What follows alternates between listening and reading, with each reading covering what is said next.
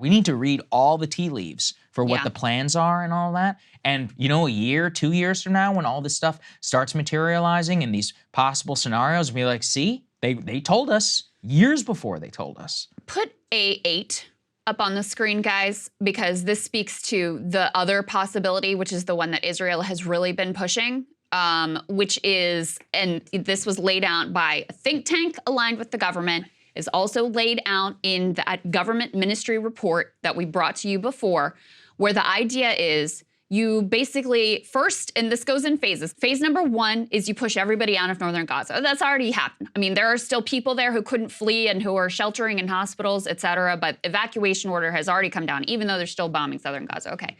Then you do the ground invasion. Then you push everybody out of southern Gaza. And you pressure Egypt and use the U.S. to help pressure Egypt to take in all of the Palestinians and completely displace them from the Gaza Strip. These are the descendants of refugees who went through the original Nakba. So the full, like, second Nakba is their ideal plan. Now, one way, now you may think, and this is something we talked about before, Egypt and Sisi have already said, hell no, absolutely not, off the table. Sisi told this to Blinken to his face, et cetera, et cetera.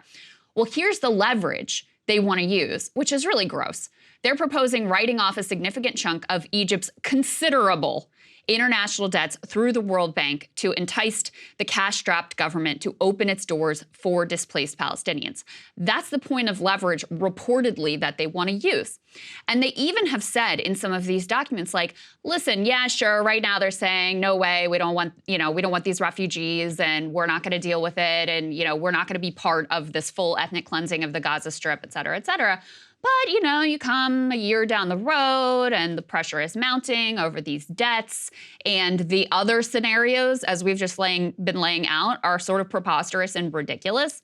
They are betting on people's minds changing and this becoming, essentially a fait accompli where there is no other real option available.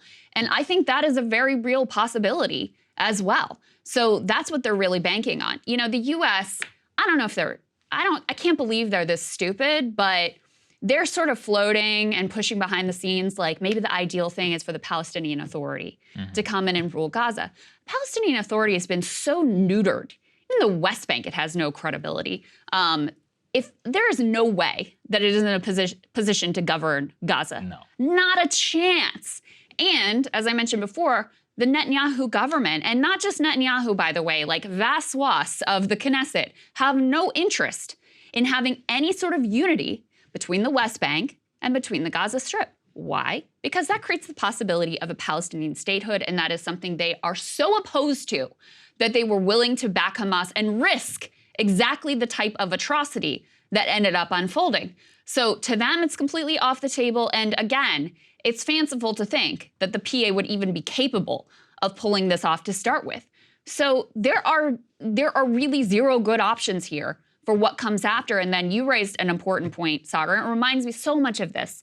Just reminds me of the way all of the war on terror stuff unfolded. Like war on terror. Well, that is an incredibly squishy concept. And we've seen the way that the powers we gave our government during that time have been now used to wage war wherever they want, whenever they want, without consulting us all over the world. Hamas is also a very squishy concept.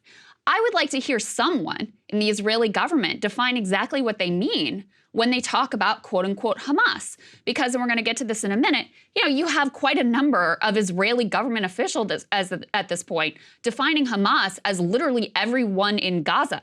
You have a Republican member of Congress who seems to be defining Hamas in that same way. So when we're talking about eliminating Hamas, what exactly does that even mean?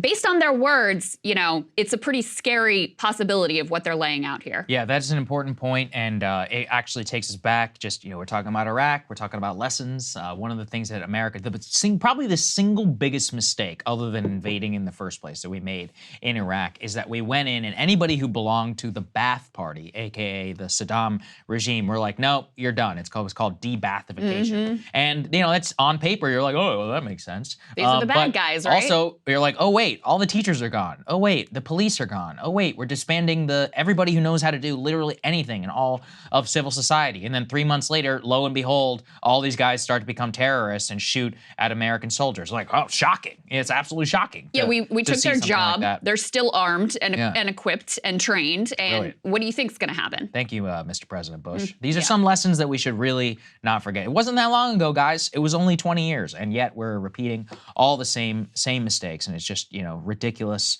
But let's move on. There's another important point of news here that we don't want to forget that's part of all of this, which is Americans who are currently inside of Gaza. Initially, we talked a little bit about it. It's been more than 3 weeks now at this point, and they're still not out of Gaza, which bears so many questions about why and how and why is this taking so long. Only just yesterday, we can go ahead and put this up there on the screen, the Rafah crossing from Gaza into the Sinai Peninsula in Egypt opened for the first time. You can see some of the crowds here of people being allowed out into the Rafah crossing. These are mostly foreign passport holders, but there's a lot of questions, Krystal, as to why no American passport holders were allowed to pass through.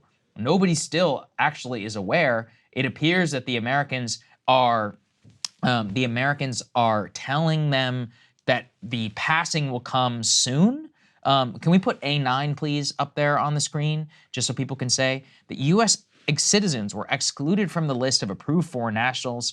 The attorney for the Massachusetts family tells Fox News, they say that nationals permitted to cross were from Japan, Austria, Bulgaria, Indonesia, Jordan, Australia, the Czech Republic, and Finland. So it's an open question here of whether these people are being held hostage or not. Now, President Biden is claiming that we expect American citizens to depart today, but he said that yesterday. And as of now, the shooting of our show, it's morning time, which means afternoon or sometime in Israel or in Gaza. Right now, from what we can see, that has not yet happened. So there is an open question as to the success even of this so-called deal that they've had, Krystal, to get these people out. On top of that, there were some 76 critically injured Palestinians that were allowed to go through to go to a hospital, but the vast majority and pretty much the only people who are going to be coming through that crossing are very, very critically injured people and foreign passport holders, period. But our citizens remain inside of this country. And again, it's so the hypocrisy of the press. It's like everybody cared about all these American citizens in Afghanistan. They're like, Joe Biden left them behind and all of this. These are our citizens sitting in God. There's 500 of them. Yeah. Where are they? We have no clue. They could be dead for all we know at this point. That's very true. According to State Department spokesperson yesterday, Matthew Miller, he said an initial group of foreign nationals, including some U.S. citizens, departed Gaza through Rafah, he said today. That was yesterday. So they claim some Americans went through, but the reporting suggests the bulk of Americans still remain in Gaza. The reporter goes on to note, doesn't say if they were dual nationals using other passports. That's a possibility, is that, they were what were the lists? Japanese and American passport holders. And so they were able to get out because they were Japanese passport holders. We don't know. Yeah, does not answer the question on whether it was a handful or more. And again, the Biden administration saying that the bulk of them will be allowed to leave today. We'll see if that ultimately unfolds. And some of the reporting also suggested that it was kind of intentional from the U.S., that they wanted to wait and see how this crossing went, whether it was safe, whether it was actually possible to achieve. So definitely something that we want to keep our eye on. You can understand from Israel's perspective, they have a lot of incentive to want this crossing to occur, because obviously for their big ally, the United States of America, this was a really point of pressure here and discomfort. I mean, the number of Americans who are at risk of dying in these bombings is relatively significant. So so that's what's going on there. I also want to, you mentioned the number of dozens of critically injured Palestinians who were allowed out to these field hospitals in the Sinai Desert in Egypt. And I am glad that they were able to get out and get treatment, because many of the hospitals in Gaza have already shut down at this point. The very latest, put this A10 up on the screen. This hospital, which was the only place, the Turkish-Palestinian Friendship Hospital in Gaza, this was the only hospital remaining that performs cancer treatments. This has now shut down. We're now at a place where 16 of the Gaza Strip's 35 hospitals are already out of service, as are more than 50 of Gaza's 72 primary healthcare clinics.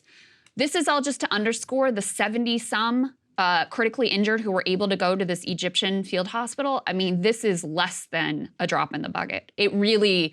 It's really in line with, you know, the liberal ass covering of the, oh, we quote unquote want a humanitarian pause. We're not going to do anything to achieve it, and it doesn't really mean anything even if we did, but that's what we want. Or we really hope that Israel follows international law, even as we already know from the jump. The minute they announced we're going to do a complete like medieval siege here, we know they're not following international law. But still 3 weeks later, we're still hand-wringing Elizabeth Warren sending out tweets, gee, I really hope they'll follow international law.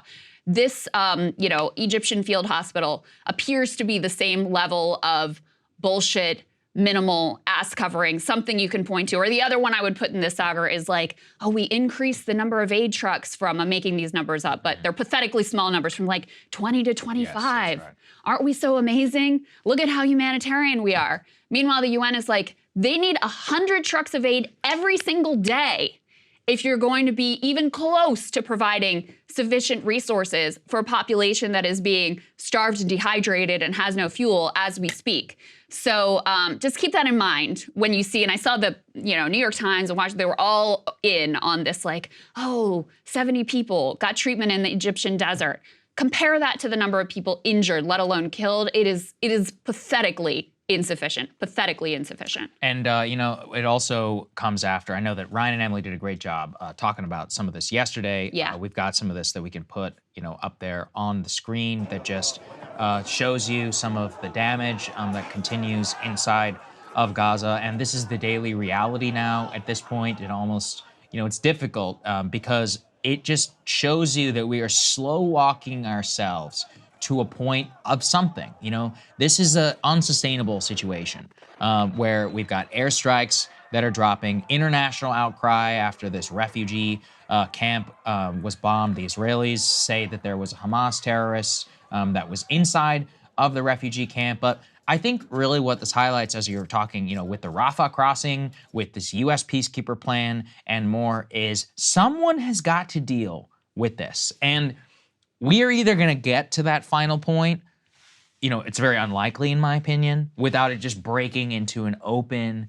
full-scale international crisis. And the war drums are beating, the tension is high, the international situation, I mean, things are crumbling in a way that most Americans don't really seem to comprehend. The Jordanians, their neighbor, kicked out the Israeli ambassador. They said, get the hell out of here. I just checked. The Bahrain just did the exact same thing, where a bunch of U.S. troops are, just so you know. Yemen, the Houthi government or whatever, has officially declared war on Israel, whatever that means. Turkey, we have freaking Erdogan out there in Turkish being like, hey, maybe we'll go to war with Israel. The Egyptians are telling us we're willing to lose millions of people to keep people off of our soil. It's like every single actor, Nasrallah, by the way, the leader of Hezbollah, he is expected to make an appearance in a statement sometime soon. It could either be today or tomorrow. That's what some of the reporting coming out of Lebanon is.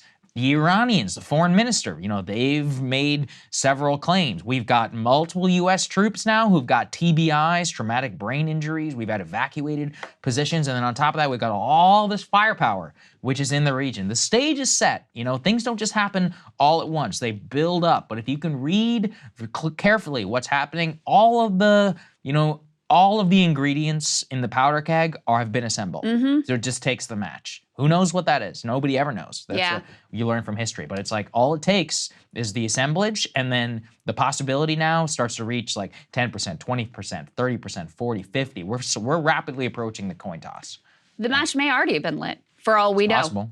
Yeah. I mean, they hit that refugee camp where they claimed there was one Hamas guy that they initially claimed, oh, we got him, and then they proceeded to bomb the same refugee camp 2 more times.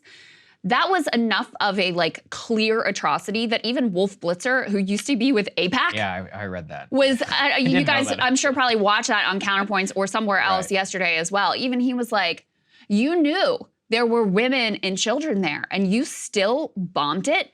And the IDF guy was like, it's the cost of war.